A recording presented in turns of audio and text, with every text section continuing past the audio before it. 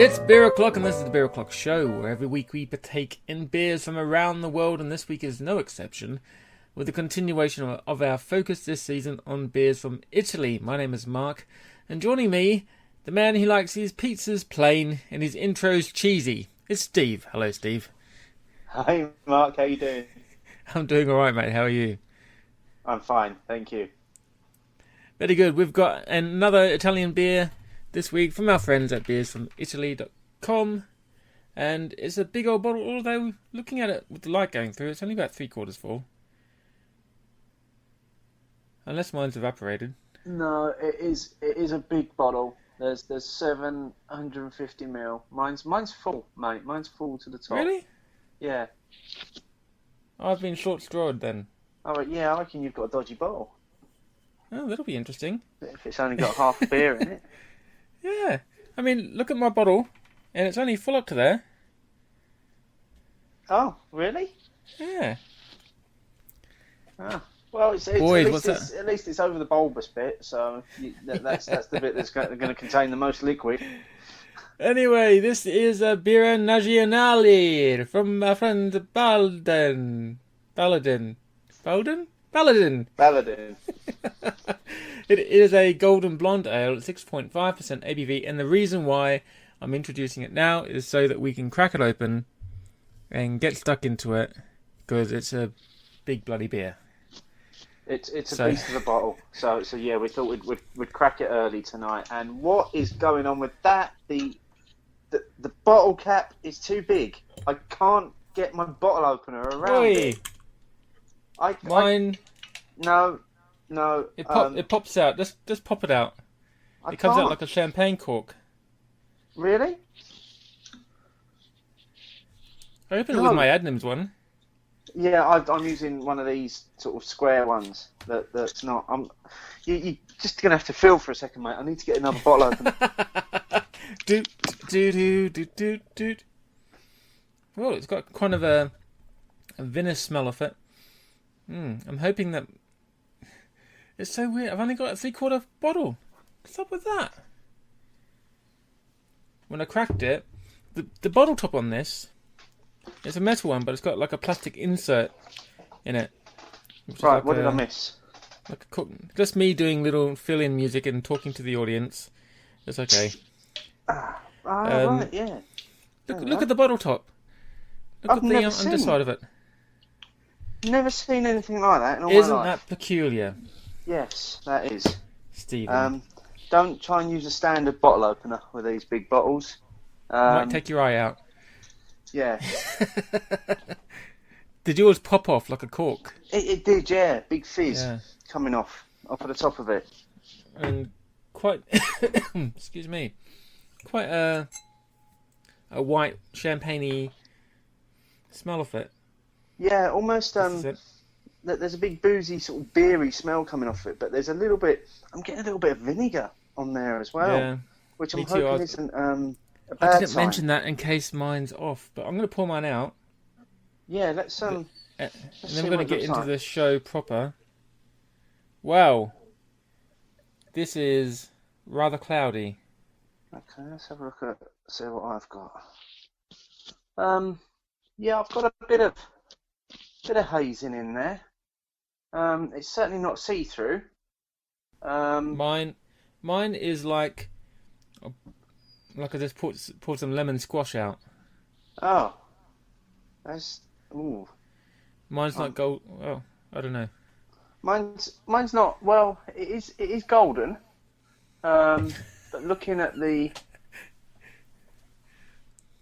it's cloudy. I think it's probably more along the traditional Belgian style of blonde ales, where they are going to. I'm trying not to be worried, because all the Italian beers we've had so far have been quite clear and quite clean looking. So I'm hoping this is just an exception to the rule, and it's meant to be this way. But we'll get through it eventually. We'll figure it out ourselves. We will. We will. Yeah. Yeah. I mean. It smells a little bit better in the glass. It's lost some of that vinegar aroma that was there, and it's you're getting a lot more of the kind of traditional sort of beery flavours coming off it now. So there's a little bit of citrus in there. There's a little bit of maybe a little bit of earth, a little bit of spice. It does smell like quite a nice beer. Looking forward to doing this actually. Yeah, well, like I said, we've started this one early because it is a big bottle. Although I've been shortchanged, and it might take a little while to get through. But let's get on with the rest of the show, mate. What have you been up to in the last week, beer wise? Mate, it's been quite a busy beery week, really. I went to the launch of a new bar in Islington called Brewhouse Kitchen in Islington. It's just around the corner from Angel Station, and it's got a microbrewery within the pub. So they brew all their own real ales and craft beers, and they had their official launch party last week, which I went along to, and it was quite an enjoyable evening. They've got some really nice beers. They showcased a range of their beers, about 6 or 7 of them that evening. And the ones that were real standouts for me were, and they've got great names as well that their beers have. So we'll start with the more sensible name and finish with the ridiculous. So the first one was simply called Britain, which was an American IPA, which obviously I loved because it was an American IPA and it was like being smacked in the face of a fistful of wet hops. The next one that was worthy of a mention was one called Chaplin, which was an American brown, which was really, really nice. It was it had those big hoppy flavours in there, but it also had quite a lot of your sort of darker chocolatey, caramelly sort of flavours coming through. But the one that was a real standout for me, and this was a stout, and it was called Suffragette Ninja. And that was a real standout stout, a real easy drinker, just exactly what you'd expect from a decent stout. And obviously the thing about the Brewhouse and Kitchen is literally their beers are brewed about 5 meters from the bar. So in terms of the travel distance of that beer going from brewery to customer, it's very, very little. So these beers, when you get them at this place, they're going to be as fresh as you like, really. But it's worth checking out. There's a few of them around. There's one in Angel, as I say, in Islington, which is the one that I went to. But there's also one. I think there's one in Brighton, and there's a third one somewhere where I can't quite remember at the moment. But we'll put the links up to them in the show notes so people can have a look at what they offer. But it's certainly worth checking out if you're in the area. So that was kind of my beery night out. Other than that, I've just drunk some amazing beers in this last week, of which I'll go on to bore everybody in a minute. Let's find out what you've been up to beer-wise, mate, before we start talking about my amazing week of beer. Well, the night that you went out to that opening, I couldn't make it because I was going to... One of my friends from work was leaving, so it was her leaving do on the Tuesday night. We went to a Shepherd's Neame pub, and that will set the tone for the evening. Where the only beers I could see that were worth drinking, they had Boston Lager on tap, so I was on that for most of the night. And then to cap things off, I treated myself to a pint of Whitstable Bay, just to get a bit fancy. And that was it. Did they not have any of the bottled range of the Shepherd Neame beers? The ones where they've kind of rebrewing their old styles and putting like the old style labels on them, because they're always worth a try. It was a small, crowded pub, and I couldn't be asked to look and try and get around to a vantage point where I could see into the fridges. And plus, I didn't really want to have bottles.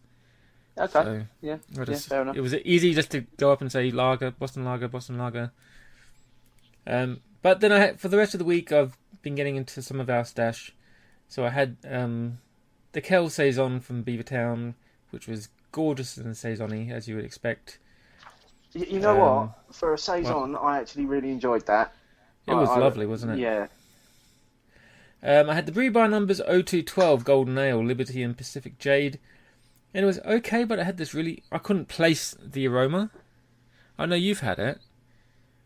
You had it the other Yeah, week. And I I don't did. think you Yes. had much to say about it, did you? Um, no. I thought I found the aroma being a bit like some apricot jam or maybe marmalade Yeah. um, on that. It was a decent enough beer. I just think it needed a bit more of something. Couldn't quite put my finger on what it was that it needed more of though.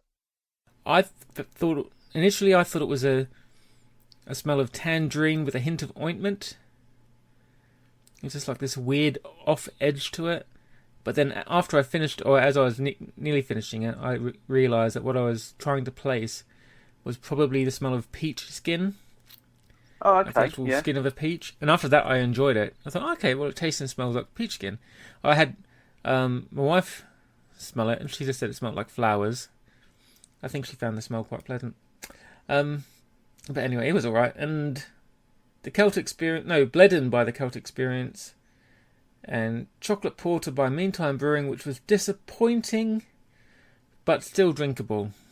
yeah. I have to agree with you on that one. I was hoping for a lot more chocolate in it, and I also found it rather watery as well. Would have expected it to have felt a lot thicker in the mouth. Yeah, but if you loved the taste of dark raw chocolate, you'll probably really enjoy it. Like the really bitter kind. Yeah, Cooking yeah. dark cooking chocolate. That's kind of what it tasted like, which is quite nice if you're into that. But I was wanting something kind of milk chocolatey.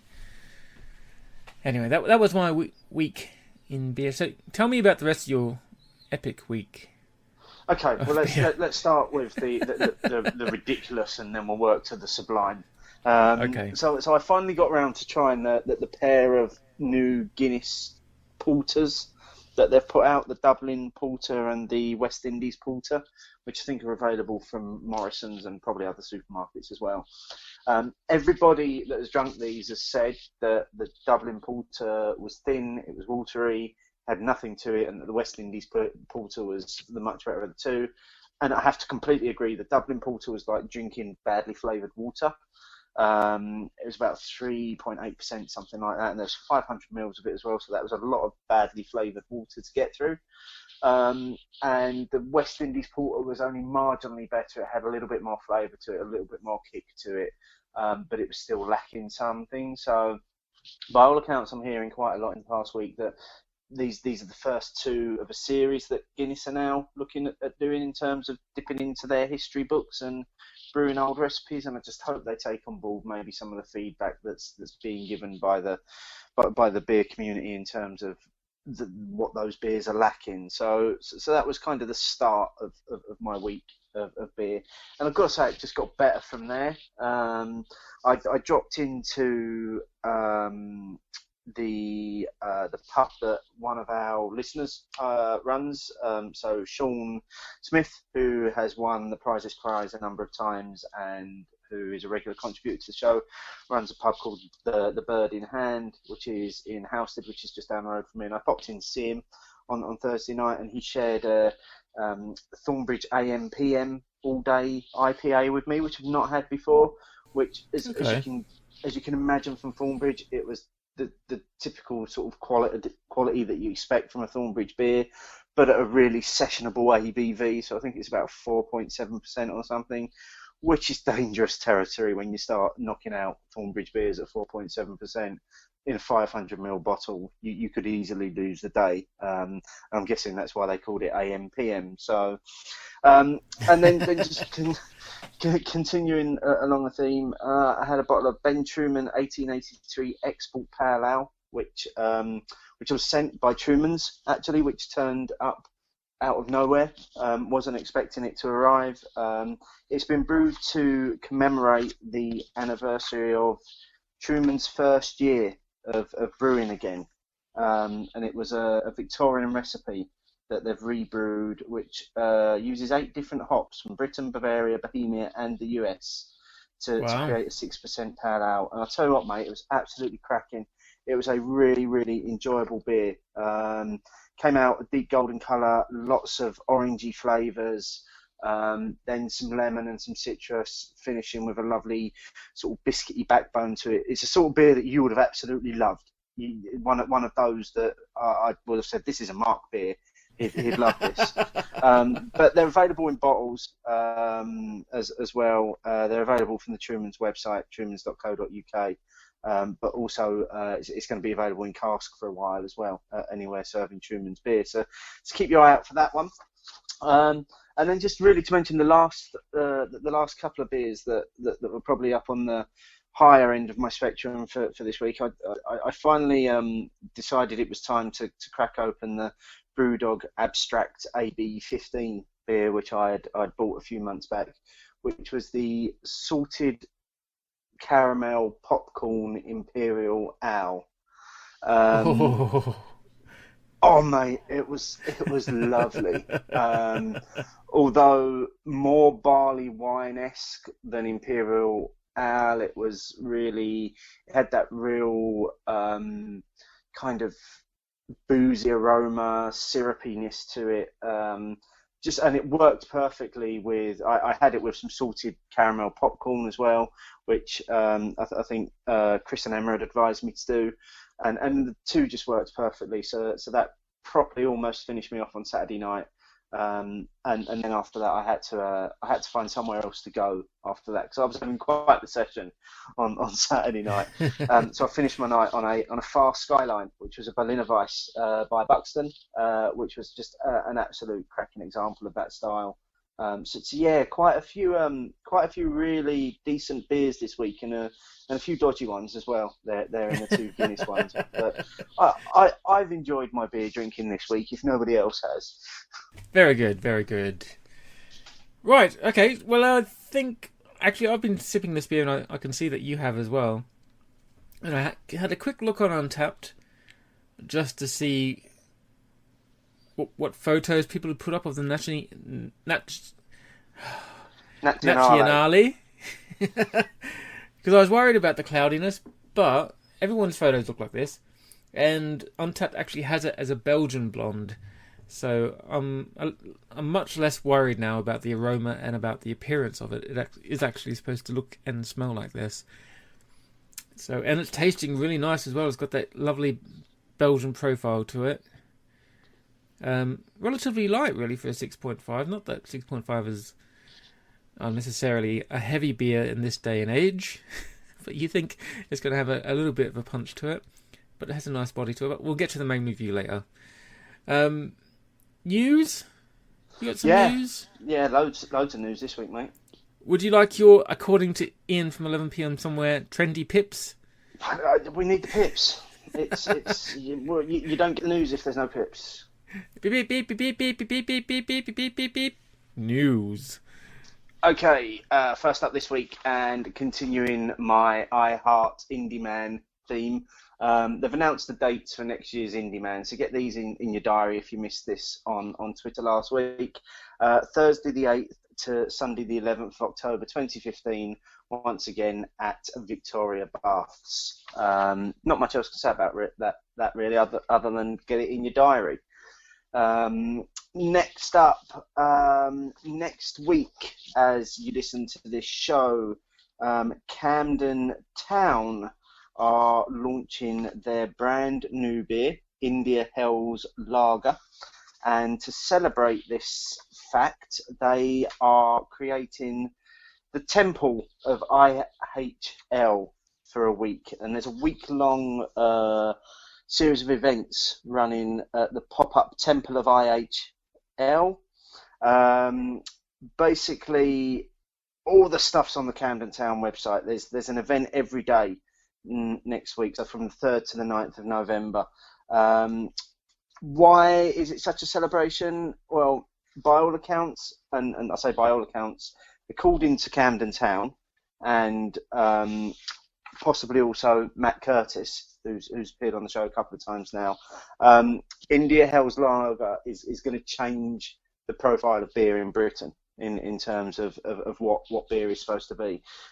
It's IPA that's been resurrected as lager, so it's a 6.2% Hell's Lager, that's been brewed with a lot of hops that you'd normally associate with IPAs, so Magnum, Mosaic, Chinook, and Simcoe,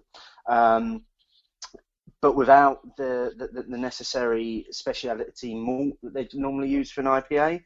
So they've gone more of a lager malt on this. So what you're getting is this huge hoppy lager that then hits you with the crispness of a lager, but with the hop profile of an IPA.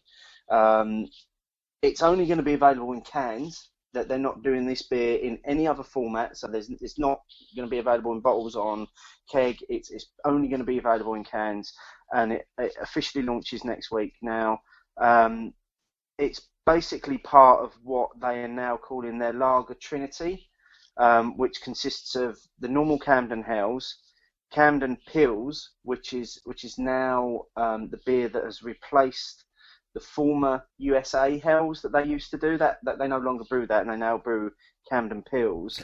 And then that's a shame. It is a shame, because I was quite surprised when I was looking around their website earlier on in the week to find that the USA Hells has gone, but apparently it's been replaced by the Pils, which is what they wanted to do. So they're basically focusing on these core three lagers now. I'm going to one of the events next week, the Temple of IHL, which is the one that the brewing director Alex Troncoso will be talking about the Trinity of their Lager Trinity.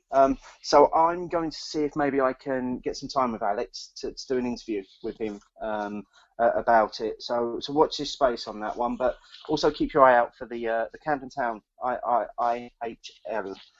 Because by all accounts it's going to be a stunning beer. I'm certainly looking forward to giving it a go. In the words of Matt Curtis, it could be the best beer being brewed in the UK right now. It's that good.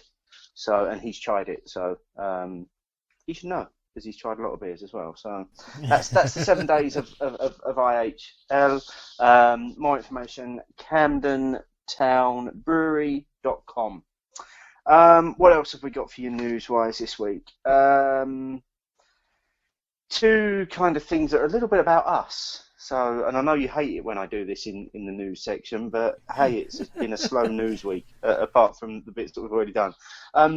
Firstly, I've now joined the British Guild of Beer Writers, so I'm a member of a club.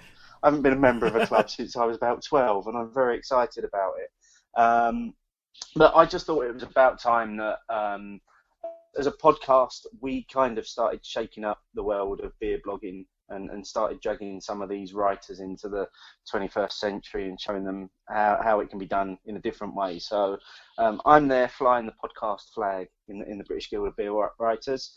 But if you stay tuned to the end of tonight's show, we've also got an interview with Will Hawkes, who is a member of the British Guild of Beer Writers as well, and he's the current Beer Writer of the Year. I think people remember we interviewed Will back in the summer when they were launching the London Beer City.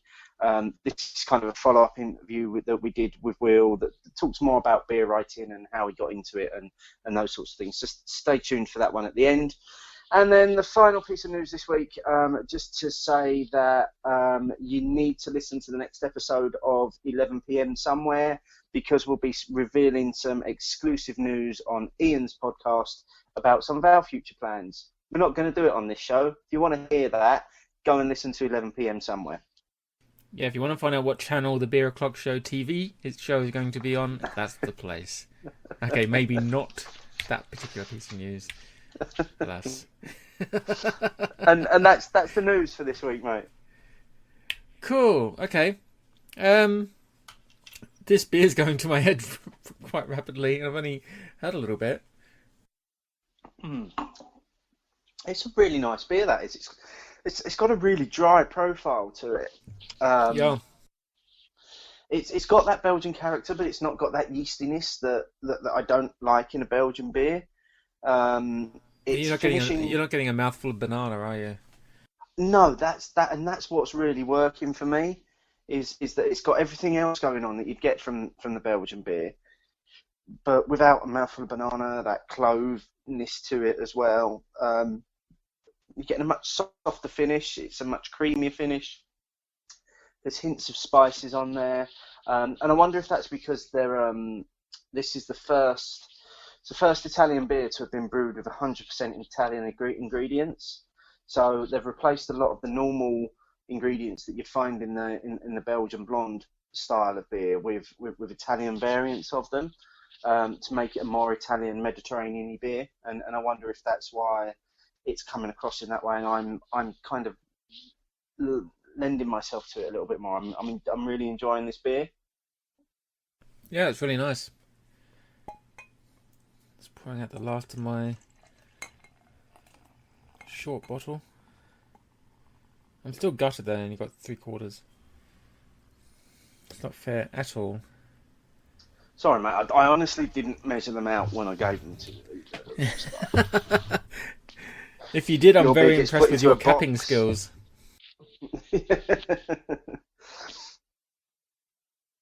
Okay, well, we've got something else to chat about other than our news and our beer review, haven't we? Because we've got something that's a little bit exciting, but also a little bit informative.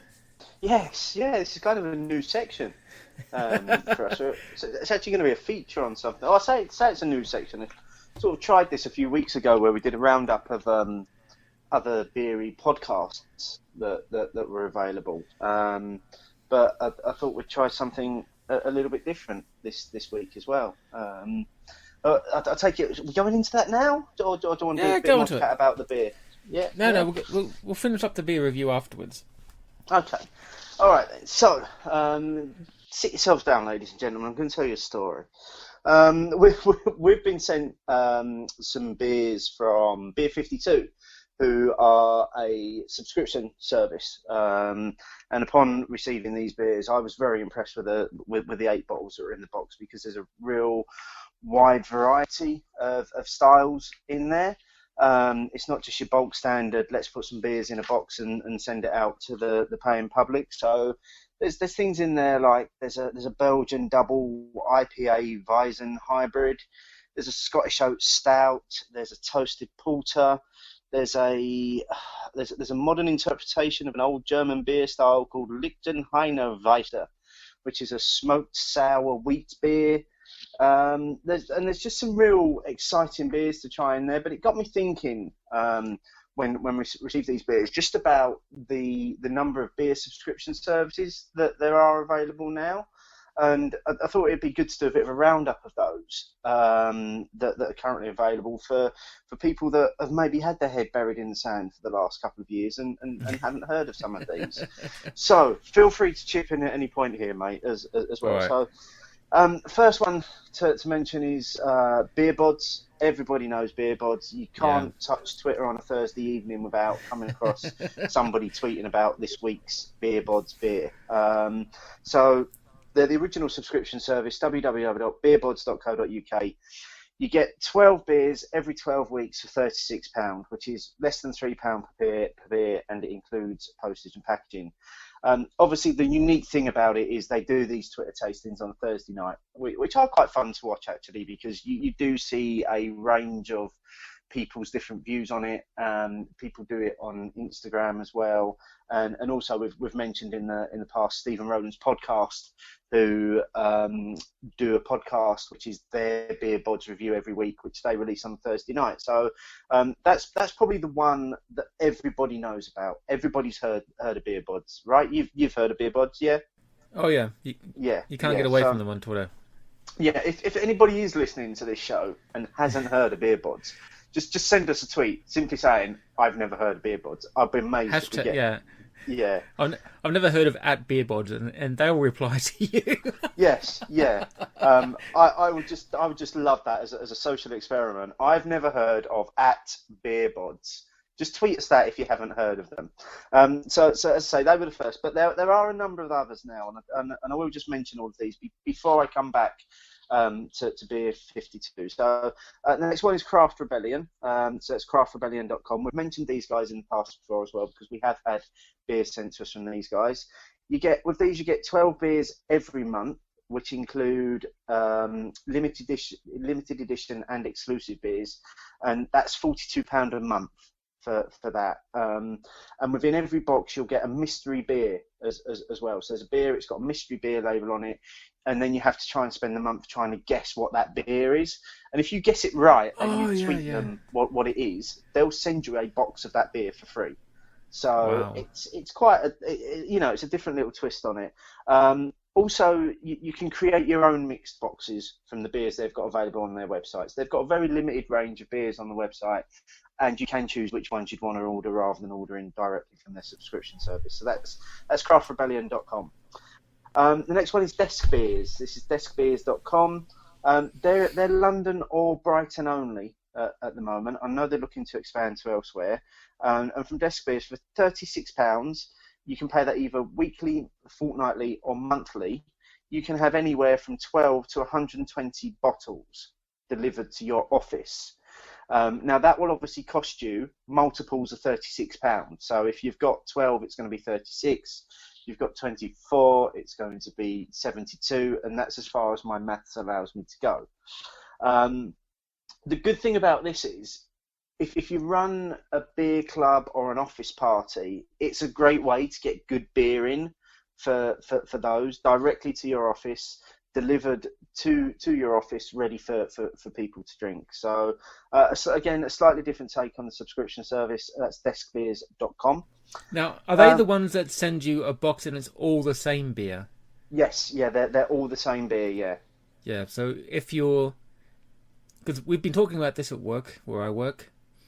Because there's a few of us in my team that are kind of into the craft beers. You know, they go to Brewdog, they go to wherever. And we have talked about this in the past, of getting a Desk Beers membership for the team. But I wasn't too keen on the idea of, if there's only 4 of us, then we got 3 of the same beer rather than 1 beer of 3 different ones. But, you know, if you have a larger team or you don't mind that, then Desk Beers, you know, it's a good little work thing, I suppose, if you're allowed to have alcohol in the office.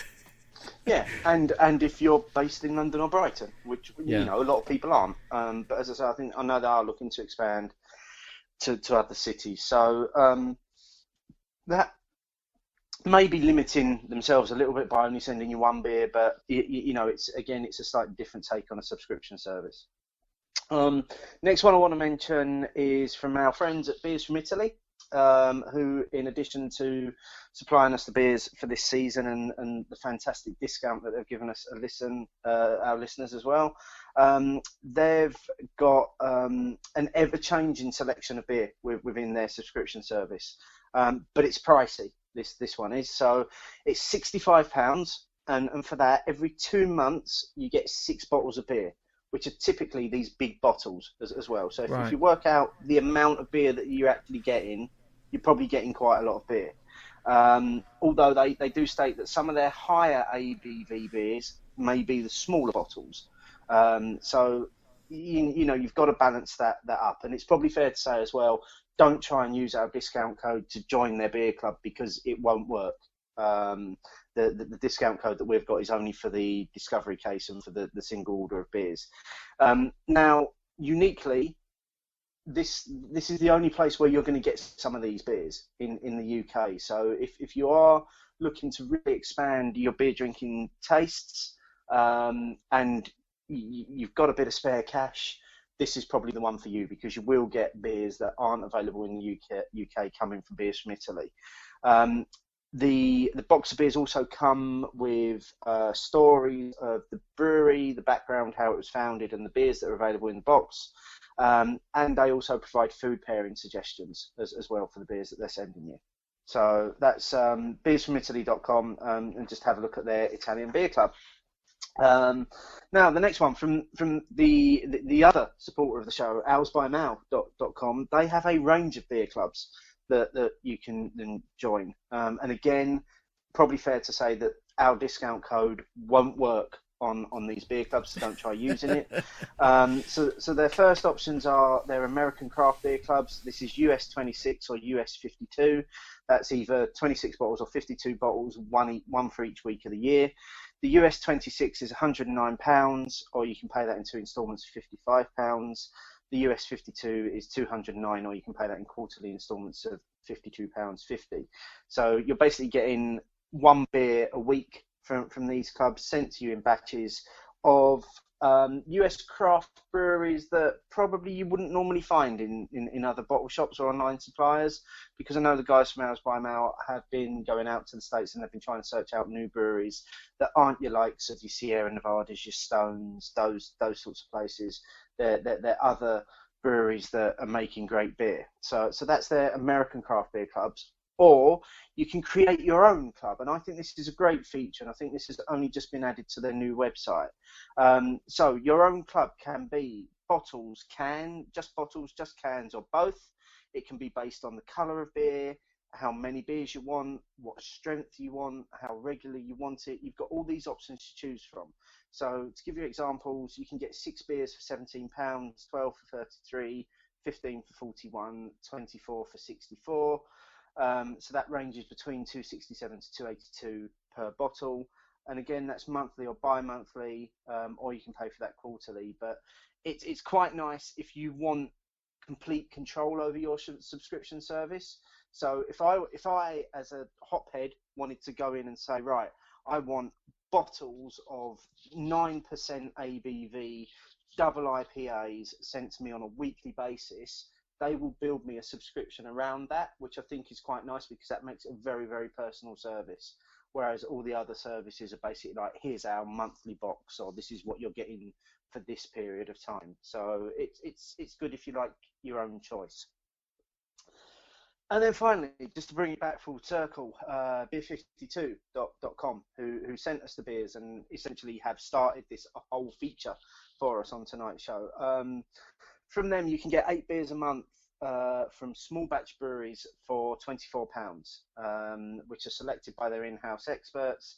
And basically, one of their guarantees is they won't send you beers that you can find in the supermarket, which is quite interesting because some of the other subscription service will send you beers that you can find in the supermarket. And that's always been one of my issues about joining some of these. It's like, well, why am I going to join a subscription service when I could go to Morrison's and I could fill my basket and get pretty much the same for what you're sending me? What's unique about that? So that's quite a nice twist. They do actually state that as well. Also added to that, what you also get from them is a magazine called Ferment, which is it gets sent in the box with the beers, or it's available online to read. And it's quite a decent read actually, because I've had a read through the latest issue. And it's full of things like event reviews, pub reviews, beer reviews. It's got some really good features in there around the beers that are in the box that you get, how to use them. There's even a feature in there about how to cook with one of them, what to serve with them, those sorts of things. It's very easy to read. It's fairly engaging content. And as I say, it's quite nice that it's available as a kind of one of these e-readers online. And what we'll do is we'll post a link to all of these places in tonight's show notes, so you can click through to them. But we'll also post the link through to the Ferment magazine, so you can have a look at that. So so that's a bit of a roundup in terms of subscription services. And the reason why we're doing that is because obviously it was kind of ignited by Beers 52 saying, would you like us to send you some beer? To which I don't think I've ever said no to anybody.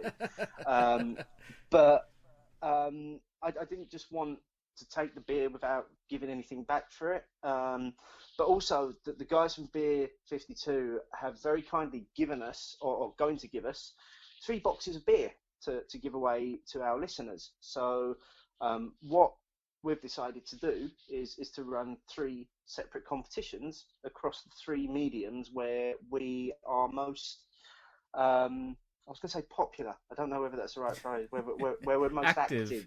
That's the word I was looking for. So the first competition, and this will be for you guys. So for people that actually listen to the show, this is for you to enter. All you need to do to enter this particular competition is to leave a review of tonight's show on the show page on our website, very easy to do. At the bottom of tonight's show, there's a space on the website where you can leave comments about the show. You just need to leave a review. It can be 1 word, it can be 20 words, but for every person that leaves a review, your name will go into the random number generator, and you'll be in with a chance of winning a Beer 52 box. Competition number 2. It's no longer going to be the prize this prize for the next 3 weeks. It's going to be, I don't know what the phrase is that we would hashtag this with, actual prize or prize full prize, but the next 3 winners of the prize this prize will go basically forward to a grand final where Mark and I will decide which of the 3 pictures is the best and most deserving of a beer, box of beer from Beer 52. And then the third competition is a simple Twitter competition, which you've probably already seen. You just have to enter, leave your details, and again, you'll go into a random selector, and you can be the winner of a prize. So 3 different competitions, all for the same prize. Many thanks to Beer 52 for supplying both Mark and I with the beers, but also many thanks to them for giving us the beers to give to our listeners as well, to give them an experience of what Beer 52 have to offer. Indeed. Well done, mate. That was a lot of talking. Now, in case anyone's forgotten after that long ramble, we are actually reviewing a beer tonight. Let me just recap in case people with a short memory have forgotten what it is. Or stop listening. Why didn't you just say what you mean, mate? And I also want to have another go at trying to pronounce the name. It's the Nazionale from Baladin Brewing, which is a golden Belgian blonde beer. What is it? 6.5%. Yeah, 6.5. 6.5% ABV. And because it comes in a big bottle, and the bottom of the bottle is quite heavy, so it's very easy to think that you have more beer left in the bottle than you actually do. And I think I may have poured a little bit of yeast into my glass, but never mind. I'm really enjoying this beer. Like we were saying before, it doesn't have that really strong Belgian taste to it, which can be off-putting to people who aren't used to it. And let's be honest, neither of us are terribly used to the really strong Belgian traditional flavour profile, or particularly fond of it. I'm getting slightly used to it, but I prefer not to. Yeah, put this way, mate. I don't ever see us doing a season of Belgian beers. Oh no. Trap us to season 23 maybe. But it's a lovely tasting beer. It's got that, like I say, it's got that Belgian style to it, but it's really fresh. When I first started pouring it, it kind of smelt slightly saisony, so it's got that kind of sparkling, yeasty nose to it. But the taste of it is just, you got a nice bitterness to it, but a refreshing body to it as well. Steve, what do you think, mate? Yeah, I mean, you have summed it up really well there, mate. Actually, it's got it's a very easy drinker. It comes across, it leaves a really kind of dry, bitter finish to it. There's some floralness going on in there, but it's not too heavy. It's not too overpowering. The flavours balance really, really well with one another. And I've got to say, I was really off put by the size of the bottle. That is, normally we would review anywhere between a 330ml and a 500ml. Occasionally we've done the bombers at 660ml, but this is the first time we've ever done a beer that's basically the same amount of liquid as you'd get in a bottle of wine. But it's one that I think you'd actually enjoy over the course of the evening. I know we cracked this at the beginning of tonight's show, and that was with kind of the intention of leaving it to let it see how it develops as the show goes on as well. And I know we've rambled on quite a bit tonight. Well, I have. Anyway, I've gone on quite a bit tonight, and the flavours have changed from when it first came out of the bottle and it was fresh and it was effervescent and it was bubbling away on the tongue, to now it's settled down a little bit, it's calmed down a little bit, you're getting more of the flavours coming through. It's a really, really enjoyable beer. It's quite tart now, getting towards the end. So It's almost getting a little bit of a not going to go so far as saying a sort of sour or lambic profile to it, but it's a little bit more reminiscent of the Flanders Red style, which we had in the Rodenbach Grand Cru earlier on in the season, where it's got kind of that sweet, bitter, dry finish to it. It's a bit puckering. It's a bit heavier than it was when we first poured it, in my view. Oh, dear. Yeah, it's hard going. I'm quite glad I didn't get a full bottle now. But I think I mentioned this earlier, but I do just want to mention this again because I do think it's important to stress this point that we mentioned when we last did a Baladin beer that Tian Musso, who was one of the founders of Italian craft beer, this coming from Baladin, this was the first Italian beer to use 100% Italian ingredients. So right through from the water to the barley malt to the hops, the yeasts, and Italian spices as well. Bergamot and coriander are in there. They've solely gone with the purpose of creating an Italian beer here, and I mean I'm not a massive. I don't know what bergamot and coriander should taste like because they're not things I would normally have in food, but I imagine they work very, very well in this beer. Yeah, I can kind of pick out that this like spicy coriander. Quite nice. Yeah. Anyway, yeah, mate. Very nice. Very well balanced. Good all rounder. It is. Yeah. I've been impressed with all these beers from Italy that we've had so far.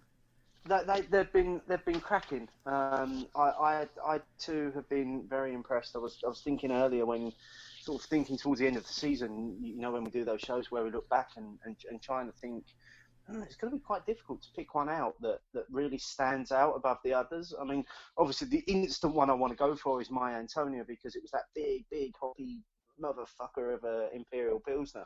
But actually, they've all been really good. So it's going to be quite difficult to pick one. And yeah, I mean, hats off to Andy for selecting these for us and supplying us with them as well. We do really appreciate being given the opportunity and also giving our listeners the opportunity as well with the discount that Andy's been given to them. Yeah, I'll mention it now and I'll mention it at the end as well. Go to our website, go to the Season 5 beer list. Look for the discount code for beersfromitaly.com. It's 15% off all their bottled range. And they have this discovery box. It's basically all the beers we're doing this season. You can get that with your 15% off. Boom, you've got all the beers that you want. Amazing beers we've had so far. Check it out. It's good stuff. And then get yourself onto Amazon and order a couple of Teku glasses as well because you've got to drink the Italian beer from the proper glasses, and the proper glasses for Italian beer are Teku glasses. That's right, yeah. Although I'm not using my Teku glass tonight. No, you're not. I did notice, but I wasn't gonna say anything. Matey, do we have an Instagram of the week prizeless prize? We do. I'm going to cut straight to it this week. Plimsean 101 for the most amazing picture of the new Adnams Jack Brown brand 1659 smoked porter in front of a fire with the beer in a Teku glass, looking this absolutely amazing ruby colour with the flames behind it. That's the prize this week. That's the first prize that goes forward to the grand final as well for the Beer 52 box. And I'm going to tell you now, it's going to be hard to beat because it's a cracking picture. You can check that out on our Instagram account, or it's linked to in the show notes. Well done, Sean, for your Adnams Jack Brand picture this week. Well done. I think it's about time we started one. We've said about all we can say for the Nazionale from Birra Baladin, haven't we? We have, and frankly, I'm bored of the sound of my own voice tonight, mate. So let's. Well, you got to tell us what's going on next week. What's going on next week? Next week, we are another massive show. Actually, next week we're doing Brass Castle's Bad Kitty, which is a vanilla porter. We have an interview with the guys from Brass Castle. as well about that beer. And we're also being joined by prolific video blogger, Rob Derbyshire from hopzine.com. Everybody must have seen Rob doing his videos on YouTube. He does 2 or 3 a week. They're always up there. But Rob's going to join us on next week's show. He was also on the lock-in that we did a while back as well. Rob was one of the guests. So he's actually coming on to the show with us to join us to review the Brass Castle Bad Kitty Vanilla Porter. Very good. So let's wrap this up. The Beer O'Clock Show is proud to be supported by Ales by Mail, your premier destination for bottled real ales delivered directly to your door.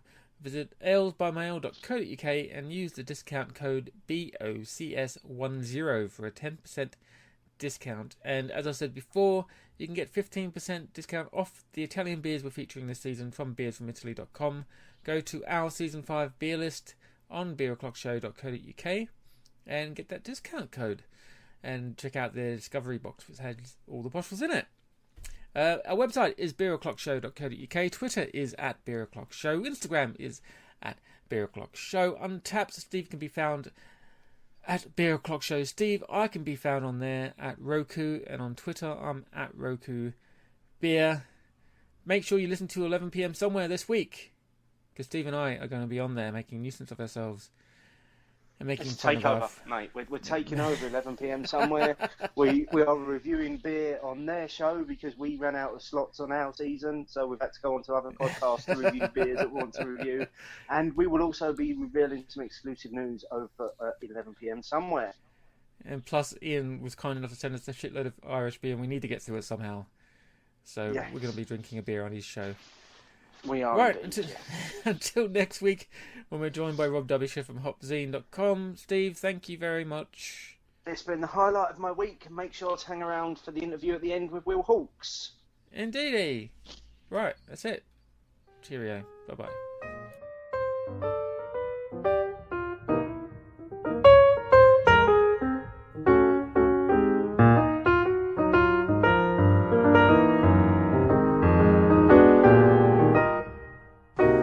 It's Beer O'Clock, and welcome once again to Will Hawkes.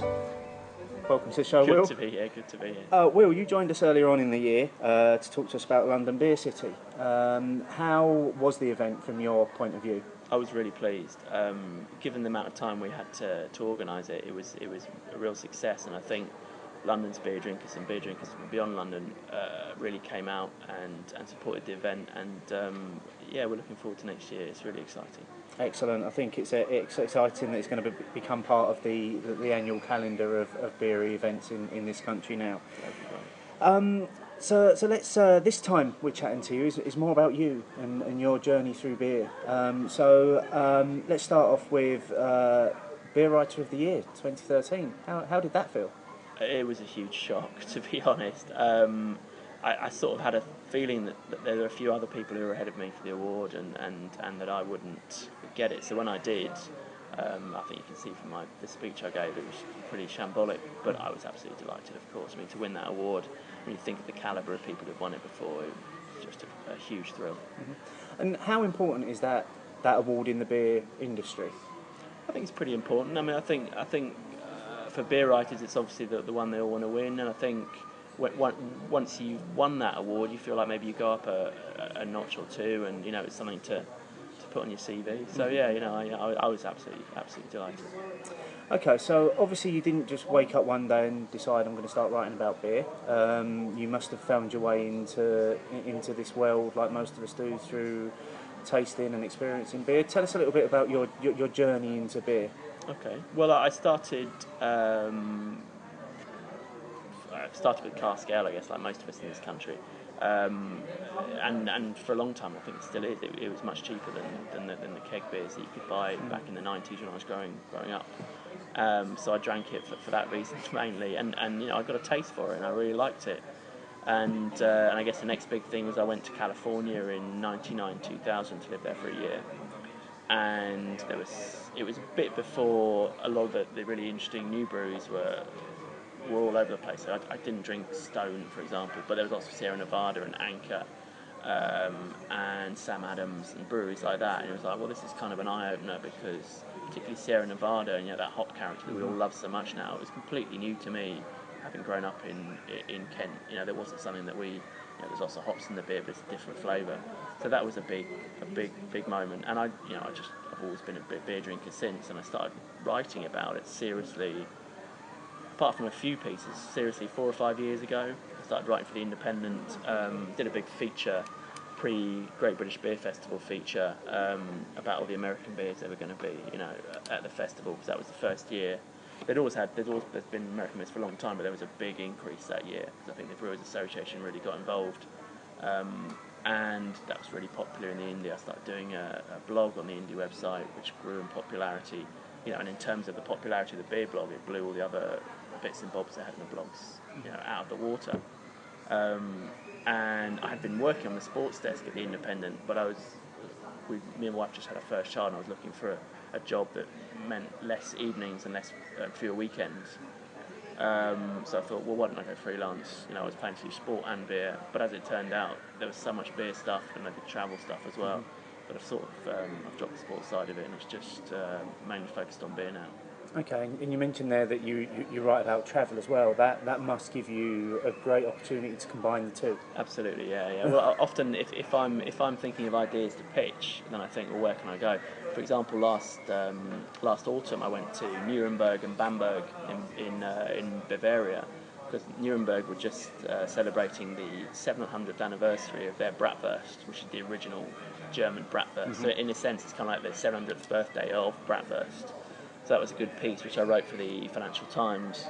And then there was another piece I wrote about Nuremberg for the Washington Post, but it also meant I got a few days to go and look around Bamberg, which has long been an ambition of mine. For people who don't know, it's sort of small city in Franconia in northern Bavaria, which has 9 breweries, and it's just, the beer is fantastic. It's a beautiful place.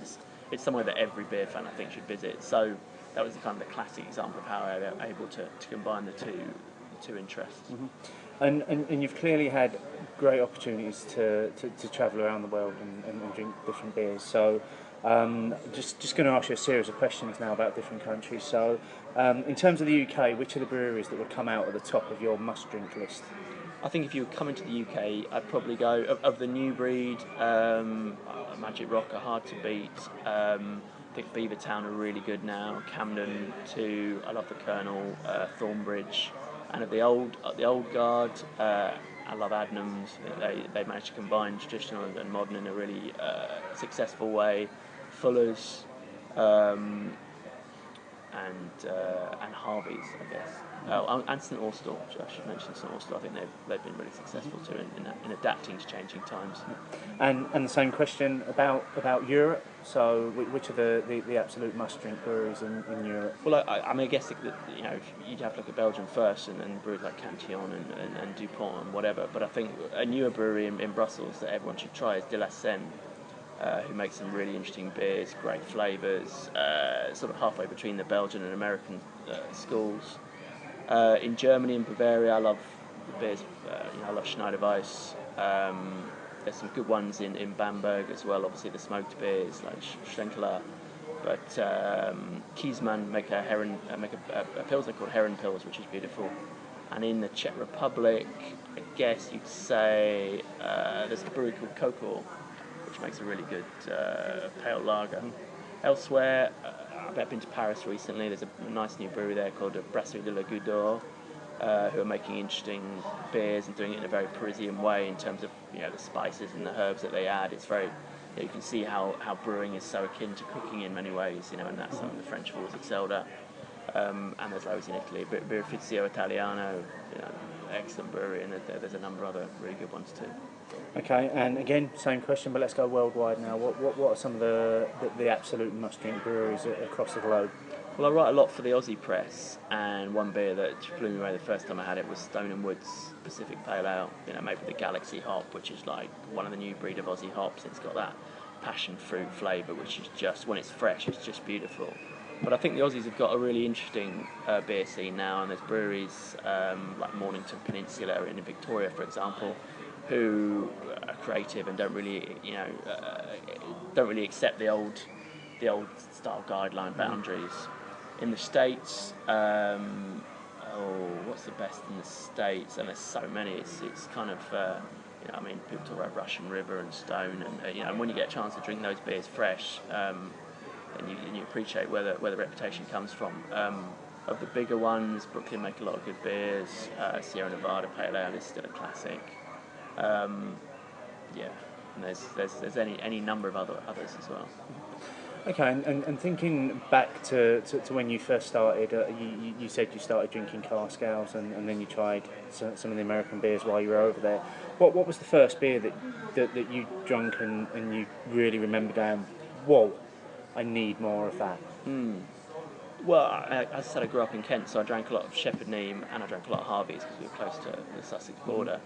And I know a lot of people have trouble with Sheps because there's a certain character about it. But I've always enjoyed it. I think maybe because I drank it as a teenager. It's just something that reminds me of those times and whatever. So I've always loved drinking Sheps. But I think Harvey's Sussex is a fairly well acknowledged sort of classic cask ale, and it has, for the strength, it has so much complexity. It has a really interesting flavour, and it's one that once you've tasted it, you want to have more of. And do you have a preferred style of beer, or do you just literally enjoy drinking all different styles? I guess if I say one style now, I think it would be, and it's kind of, like a lot of beer styles, it's kind of a real mess of a style, is Saison. Because I love that yeast character, and I think that's a really interesting flavour, and it's kind of something that brings a real complexity to the beer, and I love that sort of, I love the dryness you get with some Saisons, and the sort of almost yogurty, lactic character. I really, really enjoy that. And have you ever tried to brew?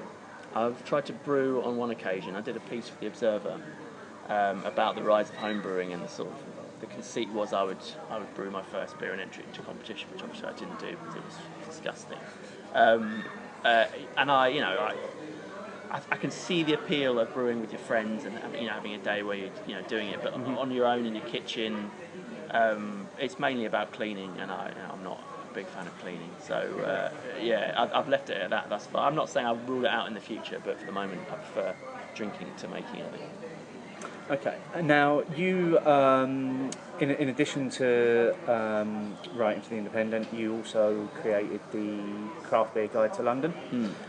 Tell us a little bit about the background to that. Why did you come up with the idea? How people have received it? Okay. Well, when I left the Independent, I was looking for stuff to do, and the guy who lives just one street from me in South London.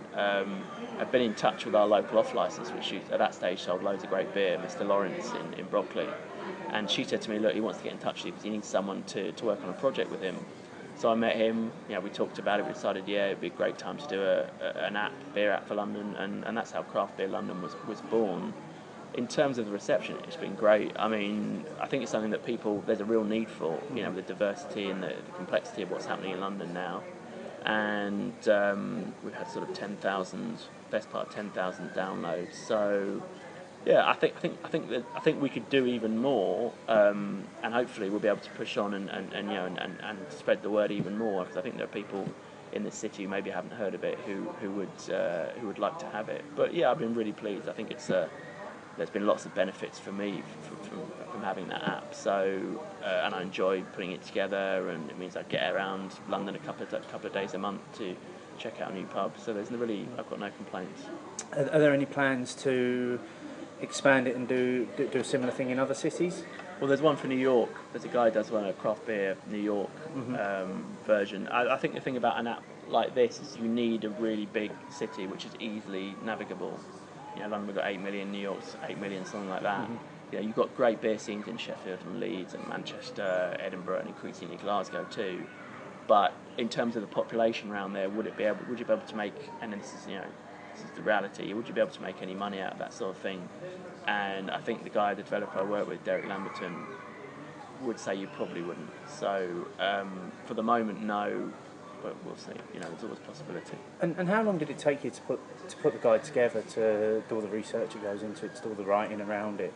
Well, the original the original selection of pubs and breweries took me about 2 months before the app launched in August of 2012. So I worked hard on visiting places and writing them up. And we had 100 pubs. I can't remember how many breweries there were then, 30, 35 shops as well, and a news section. So that was a reasonable amount of time. Since then, I try and get out a couple of times a month to see new pubs, new breweries, new shops. So yeah, it's 2 or 3 days work a month, obviously split up into little chunks, so posting at different times. So there's some work, but it's it's a part of my income. It's not the whole of it. It must be really hard to have to keep going to pubs and to bottle shops and to breweries. Yeah, it's dreadful. I mean, it's soul sapping. Yeah, really soul sapping. Yeah, absolutely. What do you think will be the next big trend in beer in the UK? In terms of big trends, I think there are some things happening now that probably won't be big trends, but will grow in popularity. I think sour beer is something that's going to grow in popularity, not least because it's a sort of beer that really appeals to people who don't actually like beer. Because the flavour of stuff, some of the stuff that lambic producers make is very different from your classic pale ale. I think the key thing that will happen is the growth of interest in hops, and you have new varieties. What we're really waiting to see happen is what happens with the European hop industry, because there are some really exciting new hops coming out of the Czech Republic and Germany, and it'd be lovely if we could have the same thing in England. I mean, the hop acreage in this country has dwindled to such an extent that actually that might be problematic, but it would be fantastic if we could have some new hops from the UK that have those bold, exciting flavours, the flavours that are getting people interested in beer. Okay, and you say about getting people interested in beer. If you had to recommend a beer to somebody that was venturing into beer for their first time, what would be that gateway beer that you'd recommend to them? I think the key is, I think that, as I said, the flavour of hops and that clean, bright flavour is what is really engaging people. But the thing about those beers is they have to be drunk fresh. So I could say, Sierra Nevada Pale Ale, but sometimes when you have it in England, as I'm sure you know, it's not at its best. It's far from its best. So if you have a local brewery that's making those sort of beers, whether it be Magic Rock in Huddersfield or Brewdog up in Aberdeen, or 5 Points in East London or wherever, then that should be your go-to beer. Try that first, see what you think, and then move on from there. Okay, and just to finish then, you've obviously had a lot of success from your writing, and you clearly enjoy what you do. If somebody was looking to become an aspiring blogger, what piece of advice could you give them to get them started? I think, in terms of blogging, I'm probably not the best person to ask, but my advice for people who want to write is always look for the human angle, the human story. The beer that's in the bottle is interesting, but maybe the guy or the woman who made it might be more interesting. And think about it as writing stories. You don't have to make stuff up, but it has to be a compelling. When you think about the stuff you've enjoyed reading, it's always kind of like there's a narrative to it there. And the really good writers are the ones who can make you read 10,000 words because you're reading a story, because it's compelling and you want to find out what happens next.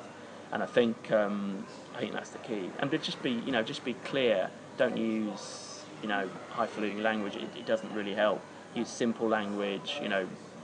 Write as simply as possible. Okay. And where can people read your stuff? Well, I write a monthly column for the Independent magazine, so that comes out the last Saturday of every month. I used to write a blog for the Independent website. I believe they still exist. Mm-hmm. You can obviously pick up Craft Beer London, and my Twitter has a link to a page with a lot of my stuff on it. So if you look me up on Twitter, you'll find that. Okay, great stuff. Well, thanks for your time, Will. I appreciate it, and good luck with next year's London Beer City. Thanks very much.